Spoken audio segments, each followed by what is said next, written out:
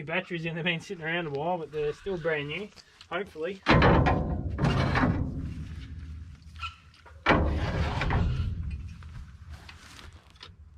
Flap the go handles down.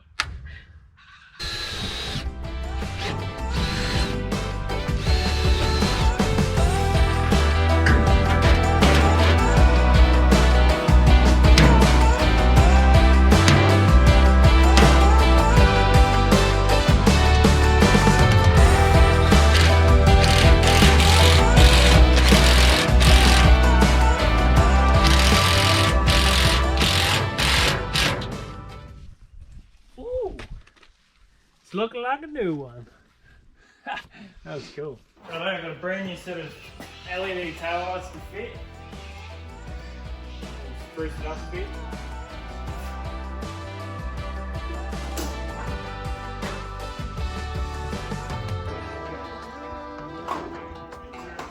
Get it facing out. Beautiful. I'm going to wire them up. Afraid jumping in the truck, we're going to test the lights. So I put a little number plate light on it too. Left. Yep. Right. Yep.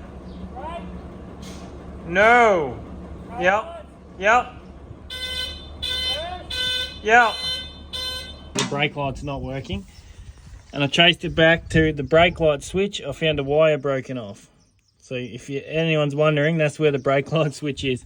It's air controlled, like a pressure switch, so it's not actually on the pedal or anywhere near the pedal on a truck that has air brakes. So I soldered that back up. We'll be back to having brake lights. I'm in the cab now. I'm just fitting up a new gear stick boot because the old one was in a couple of pieces. So this will be a roadworthy item. And I'll give you a peek at my new radio that I put in. Fog lamp ones. To see the lens on that's all cracked up, and this one's actually got a big chip in it. So I've got brand new ones of them. New fog lamps. It's hot. It's 30 degrees.